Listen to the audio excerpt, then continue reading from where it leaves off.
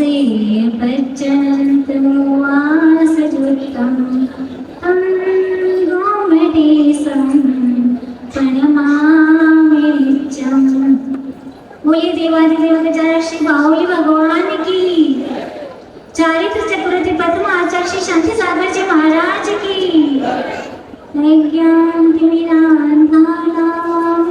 ज्ञानाञ्जनशलाकया चक्षुरुन्मिलितं येन तस्मै श्रीगुरवे नमः। बोले परम पूज्य वात्सल्य गुरु गुरुवारी गुरुवार आचार्य श्री प्रथम सागर जी महाराज की। कहते हैं कि बिना घी के दीपक बड़ी मुश्किल से जला करते हैं, बिना घी के दीपक बड़ी मुश्किल से जला करते हैं, बिना कांटों के गुलाब बड़ी मुश्किल से खिला करते हैं।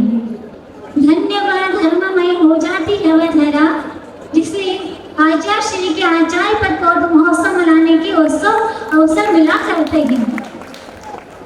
तो आज बांसवाड़ा की धरा का बड़ा पुण्य है कि आचार्य श्री के 35वें आचार्य पदारोहण दिवस मनाने का अवसर प्राप्त हुआ।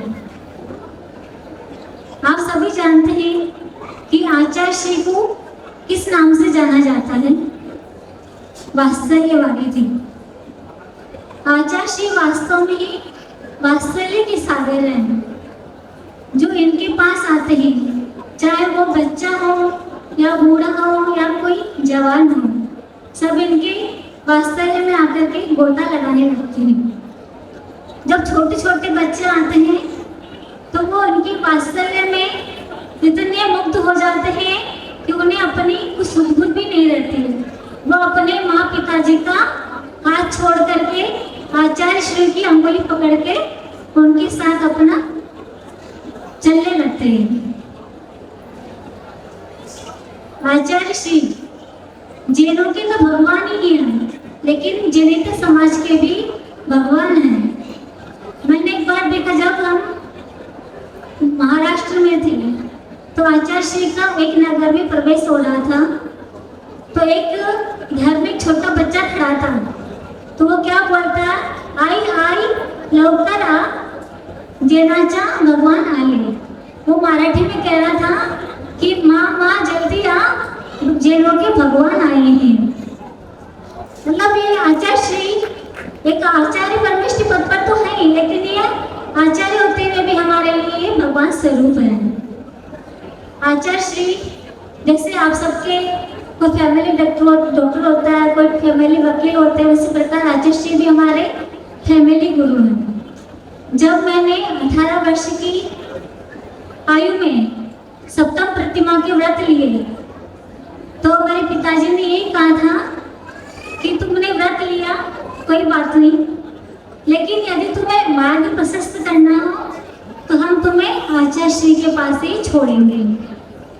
उस समय में आचार्य श्री के कभी मैंने दर्शन नहीं किए थे, आचार्य श्री का कभी सानिध्य प्राप्त नहीं किया था। तो मुझे वो डर था कि कैसा आचार्य श्री का स्वभाव है, कैसा संग का सानिध्य रहेगा। तो मैं बहुत 15 साल का समय निकल गया, मैंने आचार्य श्री का सानिध्य प्राप्त नहीं किया। एक बार मेरे कभी दीक्षा के भाव भी नहीं होते थे। एक बार गणिनी आर्य को सुपाश्मती माता जी ने भी कहा कि तुम दीक्षा क्यों नहीं लेती हो? बोलो मैं तुम्हें दीक्षा देती हूँ, दीक्षा ले लो। मैंने कहा मेरे दीक्षा के भाव भी नहीं, तो मैं कैसे दीक्षा ले लूँ? बोले तुम्हारे भाग्य में दीक्षा है। तो वो शायद ऐसा ही पुण्य था मेरा कि आचार्य श्री के करकमलों से ही मेरी दीक्षा होनी थी। तो सन 2013 का 1 फरवरी का दिन आया और आचार्य श्री के कर कमलों से मेरी दीक्षा हुई और उनके वृद्ध हस्त मेरे सिर पर पड़े। और आज उन्हीं की कृपा है कि हम उनकी छत्र छाया में रहते हुए अपने संयमी जीवन को निर्भर सकुशल अपना जीवन संपन्न कर रहे। आज आचार्य श्री की कृपा है कि मैं आज से आपके बीच में यहाँ बैठी हूँ।